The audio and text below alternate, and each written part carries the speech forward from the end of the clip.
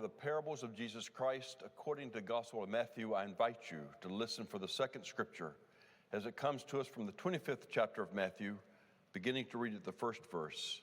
Listen for God's holy word. At that time, the kingdom of heaven will be like 10 young bridesmaids who took their lamps and went out to meet the groom. Now 5 of them were wise, and the other 5 were foolish. The foolish ones took their lamps but didn't bring oil for them. But the wise ones took their lamps and also brought containers of oil. When the groom was late in coming, they all became drowsy and went to sleep. But at midnight there was a cry, "Look, the groom! Come out to meet him." Then all those bridesmaids got up and prepared their lamps. But the foolish bridesmaids said to the wise ones, "Give us some of your oil because our lamps have gone out."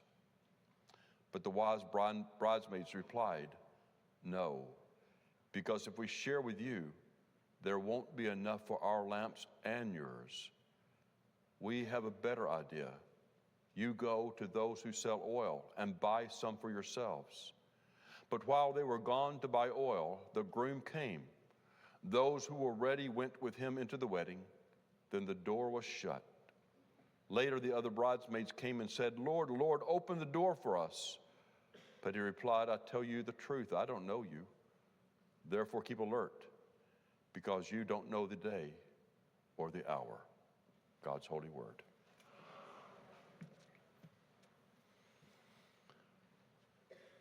True story, some years ago, the University of Louisville Cardinals basketball team was invited to participate in a tournament in Hawaii. And when they arrived in Hawaii, after they got unpacked in their rooms, they went to a gym that had been put aside for them to practice for this tournament. The entire team and their managers and the coach arrived at the gymnasium and went in and discovered that the manager had forgot to pack footballs for the trip. And in this gym, there was not a basketball to be found. And then one of the players heard some dribbling outside of the gym, and when they stepped outside of the gym, they saw a young boy dribbling a well-worn, tattered basketball. So they tried to negotiate with this young man. "We'll give you $10 for your ball." And the man said no. "We'll give you $25 for your ball." And the young boy said no. They negotiated up to $50 for a worn-out basketball, and the young boy, was insistent the ball is not for sale. And so therefore their practice had to be delayed so that the managers of the team could go into town and purchase basketballs for their practice. While the managers were gone, one of the players said to the young boy, "You are really dumb, you know that, don't you?" "What do you mean?" "You could have had $50 for that worn-out basketball. You could have bought a brand new basketball and had money to spare. You're really dumb." The young boy said, "Well, I may be dumb, but at least I'm smart enough that if I want to practice basketball, I bring a basketball." What Jesus Christ is talking about in this parable is preparation, or the lack of it. In this parable, there are 10 bridesmaids. All 10 take with them to the wedding ceremony a lamp, but only 5 take sufficient oil with them. The other 5 do not. Now understand, in this day, a wedding in the smaller municipalities throughout Israel was one of the great festivals of the year. So great that men took off from their jobs, women put aside their chores for the day, and schools were closed so that the whole family could participate in a wedding ceremony, even if they were not related whatsoever to the bride or the groom. It was a huge festival in the life of the smaller municipalities of Israel. And the way it worked was this. After the bride and groom had their ceremony where they became husband and wife, they would immediately go to the bride's mother and father's home, because a wedding was not only a holy ceremony, it was a business transaction that would take several hours. So the groom and the bride will be in the bride's home, transacting the business of the marriage with the bride's mother and father. It could range from an hour to 3 or 4 hours. And then after the business had been concluded, the bride and the groom would run from the bride's home with laughter and begin a parade to the home that they would live in. Now, some of you may be familiar with the cartoon, The Family Circus, where you have two places, and rather than taking the most direct route from place 1 to place 2, they take a circuitous route that's just all over the map. This is what the bride and the groom would do. They would take the longest possible route from the bride's mother and father's home to the home that they would live in. They wanted to stretch the parade out as long as they could. It was a celebration after all. And when the bride and the groom finally arrived at the home where they would live, that's when the celebration kicked into high gear. And the 10 bridesmaids are at the home where the bride and groom would eventually live, and they're waiting for the parade to conclude there at that place so they could go into the home and enjoy a great banquet celebrating the marriage of the man and the woman. But for some reason, the bride and the groom were delayed getting to the end of the parade route, and the 10 bridesmaids fall asleep. And then someone shouts, "They're here. They've arrived. Let the celebration begin." And the 10 bridesmaids are awakened. But the one that didn't bring extra oil found that their lamps had burned out.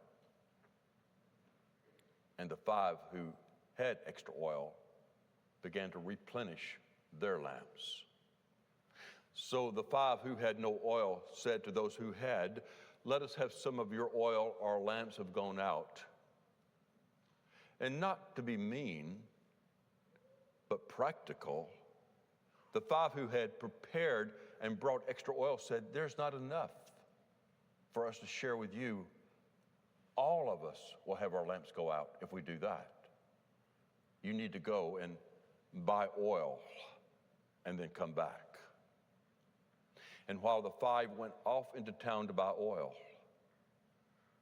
the bride and the groom welcomed the 5 bridesmaids into their home. With other people who had gathered, the door was shut and the banquet began. When the other 5 arrived, they found that the door had been shut. And when they knocked, they simply heard, "We don't know who you are. Go away." It is a parable about being prepared. How prepared are you in your relationship with Jesus Christ? In the late 1800s, a town in Pennsylvania, Johnstown, was nestled beneath a large man-made lake that had been created by the construction of the South Fork Dam.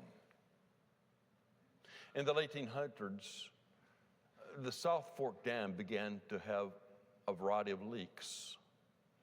The town leaders of Johnstown decided that it was too much of a bother to replace the dam now.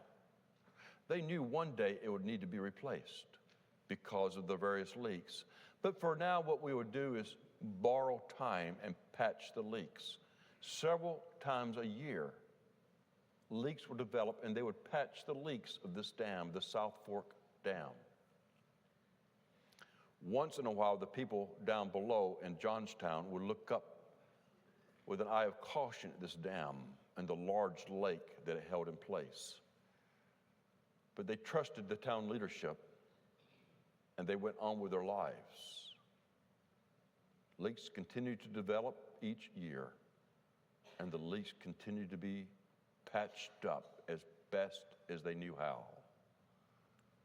Until May 31st, 1887, in the night, the dam absolutely collapsed to the devastation of Johnstown, Pennsylvania. The people thought they could borrow more time. And then the time was up. Many lives were lost, and the destruction was unimaginable. This parable is about what you cannot borrow. There are two things in life you cannot borrow. You cannot borrow someone else's Bible and the relationship that that person has with God because of the reading of that Bible. After my third week as your pastor, this next Saturday will be my 12th anniversary as your pastor. I had been here 3 weeks. I had not learned many names. And after that third Sunday, I was on the avenue, and a couple stopped me on the avenue and began to talk to me, and they introduced themselves to me. And the gentleman said, "Pastor, I've been enjoying that book you've recommended." I said, "Practicing the Presence of God by Brother Lawrence?" "Not that one." "The book on discipleship by Greg Ogden?" He thought for a moment, looked at his wife, and then said, "Not that one either." "The other one?" I said to him respectfully, I said, "I've been your pastor for 3 weeks. I haven't mentioned that many books in 3 weeks." "Oh, Pastor, you know, the other one, the one that you have started giving away since you became our pastor." I said, "The Bible?" He said, "That's it." By the way, friends, if you step out after worship service this morning and turn to the right, there's an acrylic stand. We still give away a free New Testament. Take as many copies as you wish. He said, "Yes, I've been reading that. I don't know why anyone has never suggested to me to read this book." You know, naturally, I'm thinking in my head, how long have you been going to church? And who has been your pastor? He said, "I'm on page 88. I have never heard anyone refer to reading the scriptures as to the page number. Usually it's the Gospel of Luke or the Gospel of John or 1 Corinthians. I'm on page 88. You know, the first thing I did when I got back to my office is I turned to page 88. He was reading in the Gospel of Luke. He said, "That's a remarkable book, Pastor. Thank you for giving me a copy of the Bible."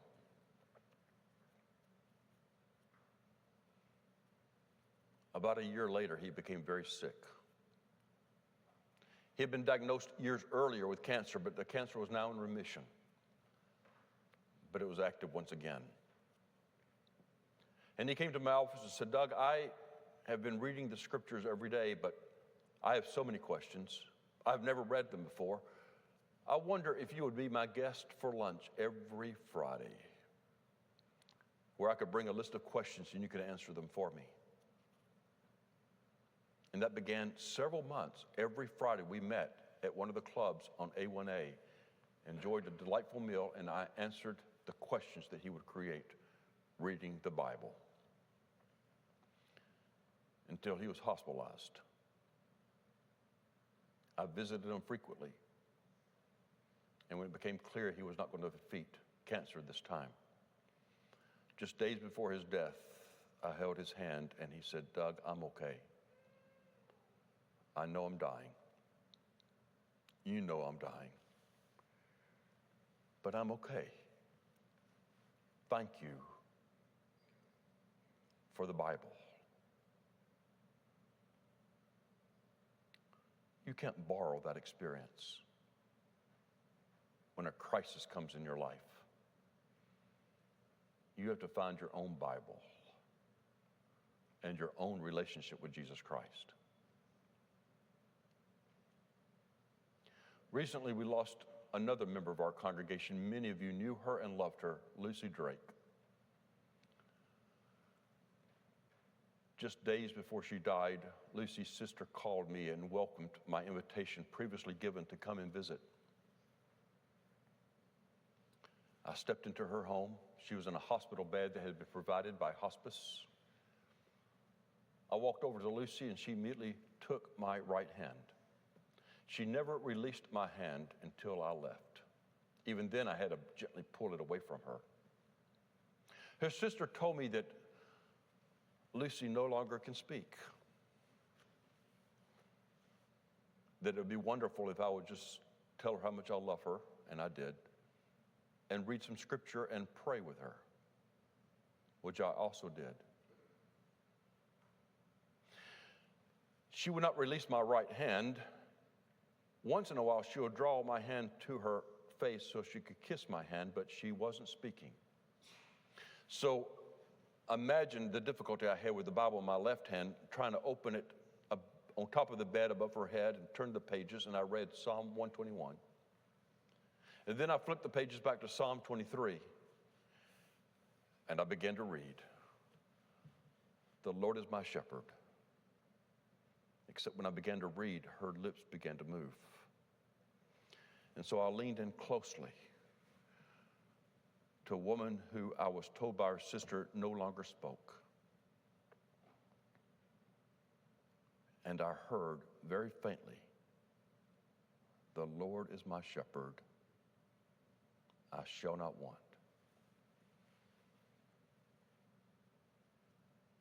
He lays me in green places and leads me beside still waters. He leads me along paths of righteousness for his name's sake. Though I walk through the valley of the shadow of death, I fear no evil, for you are with me. Your rod and your staff, they comfort me. How did she do that? Looking straight ahead, she recited every word of Psalm 23. Well, those of you who knew her and love her, you know the answer, don't you? She said those words every day of her life. That was her Bible. And those words comforted her on the last days of her life. You can't borrow from Lucy that kind of experience. You have to find your own Bible and read it and to experience God personally in that reading. You cannot borrow someone else's Bible and the relationship with God that it comes with. You have to find your own. The second thing that you cannot borrow is peace when the storms blow in. Some of you will hear again this morning one of the stories I've shared frequently in this pulpit because of the impact it has made upon my own faith journey. I was a student at Columbia Theological Seminary. I worshiped at the North Avenue Presbyterian Church in Atlanta. I would go to a single Sunday school class, had not yet met my wife.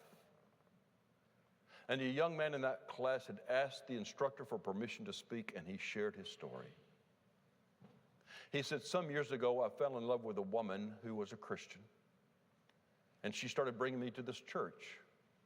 I didn't grow up as a Christian. My mother and father were not hostile to the church. They were just indifferent. We were an unchurched family. I came to this church for a few months, and then I realized I wanted to also make Jesus Christ my Lord. And I was baptized. But sometime after that baptism, my girlfriend and I, we broke up, went our own way, as relationships sometimes do. And I got busy with my studies and my work, and I started coming to church less often. And then I stopped coming altogether. And now I am in the midst of a crisis I just do not know if I can survive it. So I turned to my faith and realized I had done nothing with my faith for years. And so therefore my faith can do nothing for me. He asked us, would you help me get back on the road of faith? I need faith now. And I need you to strengthen me as I get back on the road.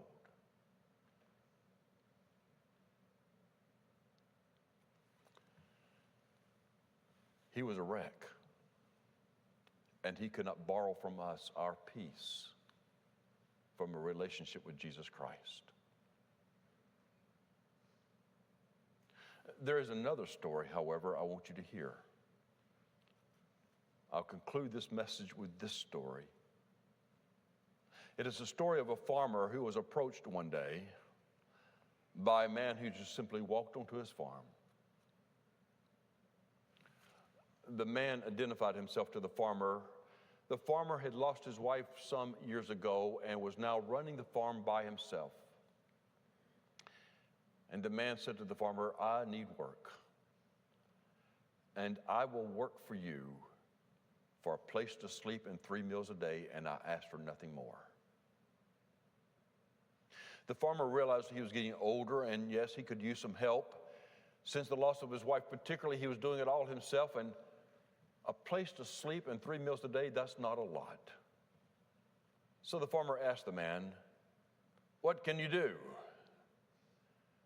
And the man gave one answer: I can sleep when the wind blows. Well, the farmer thought that was a strange answer, but he can see that this man really was earnest about working. And all he was asking for was a place to sleep and 3 meals a day, and he did have a small cottage that was detached from his home where the man could sleep. He said, I'll hire you. Come and let me show you what needs to be done every day around the farm. I can't do it all myself. It was just a few days later, he came to the worker and said, I need to travel and be away for 2 weeks. I'm going to trust you to the stewardship of this farm, feeding the animals, cleaning the cages, taking care of the farm. Yes, sir. You can count on me to do that. The farmer was gone for several weeks. When he came back, he found that the man he had hired had exercised excellent stewardship over the farm. The animals were all fed, the farm was clean, and the tools were all put back in their place that have to be used every day. The farmer went to bed that night, satisfied that he had made the right decision hiring this man, when a storm rolled in. A ferocious storm rolled in, and the wind kept getting stronger and stronger and stronger, and was whistling around the farm, and the farmer could not sleep. He became concerned about the welfare of his animals, particularly because he knew that the barn door was nearly falling off. He knew that there were several places along the fence that kept the cattle in place that had grown wobbly and were about to collapse. And the chicken coop, the wire had opened up in several places. It was so old, and he decided he needed to care for his animals during the night because of the storm that was rolling in. And so he immediately went outside, and he went to the barn and found that a brand new barn door had been put on and was secure. He was puzzled, and then he went to look at the areas of the fence that were collapsing and found that it all had been replaced. He went to the chicken coop and found that all the wire had been replaced with brand new wire. Nothing more needed to be done. All the equipment had been stored in its proper place inside of the barn. Nothing was lying around. So he went to the small cottage that was detached from his own home and walked in, and he found his servant sound asleep. And then he remembered what the servant said: I can sleep when the wind blows.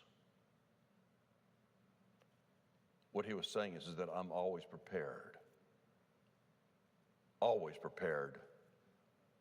for the storms of life. And so I can sleep. The question for you and for me is, where is our story right now? Are we like the young man in Sunday school who did nothing with his faith for years? And then when the storm rolled in, he found his faith could do nothing for him, and he was afraid. Or can you sleep when the wind blows?